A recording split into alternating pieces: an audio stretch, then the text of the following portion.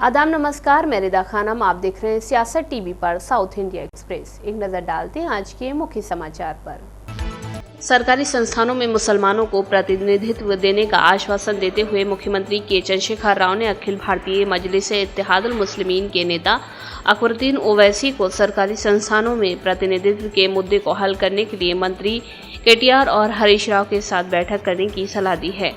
विनियोग विधेयक पर बहस का जवाब देते हुए मुख्यमंत्री ने कहा कि हर मुसलमान को जीवन के हर क्षेत्र में प्रतिनिधित्व मिलना चाहिए। उन्होंने कहा कि सरकारी संस्थानों में प्रतिनिधित्व का मसला बहुत जल्द सुलझा लिया जाएगा। इससे पहले बहस में भाग लेते हुए अकबर ओवैसी ने सरकारी संस्थानों में अल्पसंख्यक प्रतिनिधित्व में गिरावट पर मुख्यमंत्री का ध्यान आकर्षित किया था।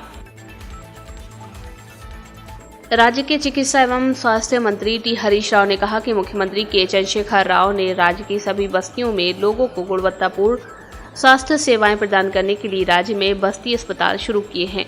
उन्होंने कहा कि अस्पताल लोगों को उत्कृष्ट स्वास्थ्य सेवाएं प्रदान कर रहे हैं और नाम हासिल कर लिया है। सदन में सदस्यों द्वारा उठाए गए सवालों पर जवाब देते हुए स्वास्थ्य मंत्री ने कहा कि उन्होंने लिपिड प्रोफाइल परीक्षण किया था, जिसमें निजी अस्पतालों में 1.48 लाख लोगों को मुफ्त में 800 रुपये खर्चा आता है। उन्होंने ये भी कहा कि उन्होंने बस्ती के अस्पतालों में 1.8 लाख लोगों का थायराइड परीक्षण भी किया है। हरीश राव ने कहा कि वे बस्ती के अस्पतालों में रविवार की बजाय शनिवार को छुट्टी दे रहे हैं। उन्होंने ये भी कहा कि वे रोगियों को 158 प्रकार की दवाएं मुफ्त प्रदान कर रहे हैं। शिक्षा मंत्री सविता इंद्रा रेड्डी ने कहा कि तेलंगाना राज्य के गठन के बाद 709 आवासीय स्कूल और कॉलेज स्थापित किए गए हैं। विधानसभा में प्रश्नकाल के दौरान जी किशोर कुमार और अन्य सदस्यों के एक सवाल का जवाब देते हुए शिक्षा मंत्री ने कहा कि सरकार आवासीय स्कूलों और कॉलेजों पर सालाना 9,480.30 करोड़ रुपए खर्च कर रही है। उन्होंने कहा कि संयुक्त आंध्र प्रदेश में 134 समाज कल्याण स्कूल, 61 आदिवासी कल्याण, 12 अल्पसंख्यक कल्याण और 19 बीसी कल्याण स्कूल हैं। नए राज्य के गठन के बाद बीसी कल्याण के तहत 133 आवासीय विद्यालय स्थापित किए गए हैं, जबकि एससी कल्याण के 104 आवासीय विद्यालय, जनजाति कल्याण के 70, अल्पसंख्यक कल्याण के 192 और बीसी कल्याण के 142 आवासीय विद्यालयों को जूनियर कॉलेजों में परिवर्तित किया गया है। अनुसूचित जाति के वर्गीकरण की मांग को लेकर मडिगा आरक्षण पोराटा समिति द्वारा आज किए गए विरोध प्रदर्शन के दौरान पथराव में एक पुलिसकर्मी घायल हो गया।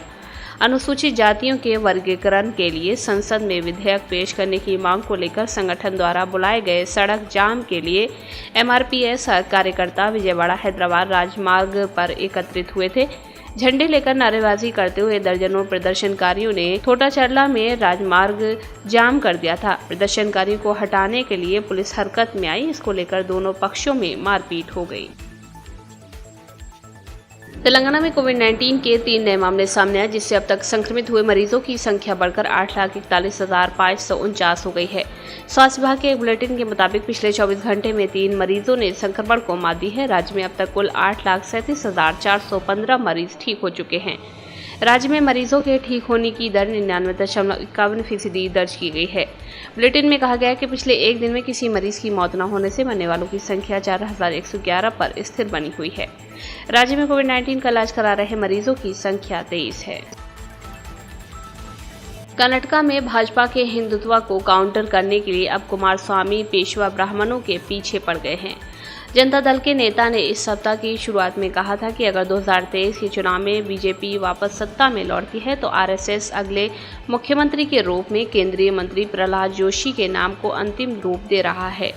उन्होंने कहा कि वो ब्राह्मणों के एक वर्ग से ताल्लुक रखते हैं जो पेशवाओं का हिस्सा हैं, जिन्होंने श्रृंगेरी मठ को ध्वस्त कर दिया था।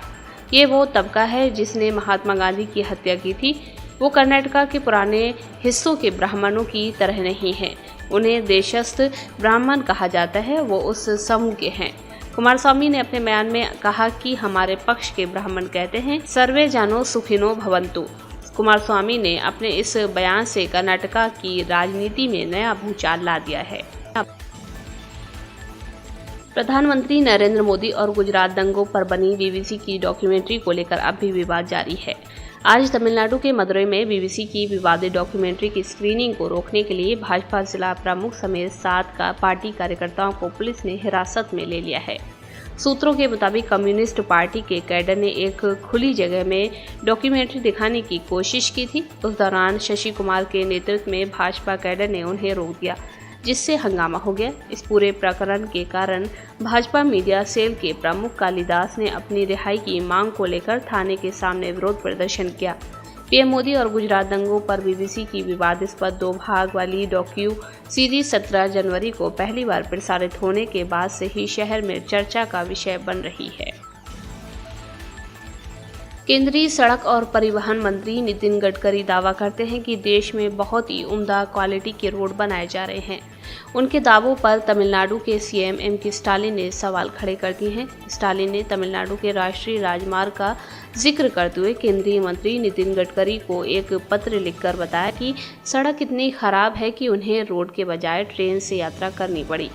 एम.के. स्टालिन ने पत्र में नितिन गडकरी के बयान को दुर्भाग्यपूर्ण बताया, जिसमें उन्होंने कहा था कि तमिलनाडु सरकार भारतीय राष्ट्रीय राजमार्ग प्राधिकरण को सहयोग नहीं कर रही है।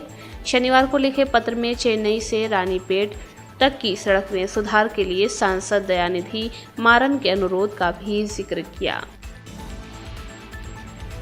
साउथ इंडिया एक्सप्रेस बस यहीं समाप्त होता है। मुझे दें इजाजत। बाकी खबरों के लिए बने रहें सियासत टीवी के साथ।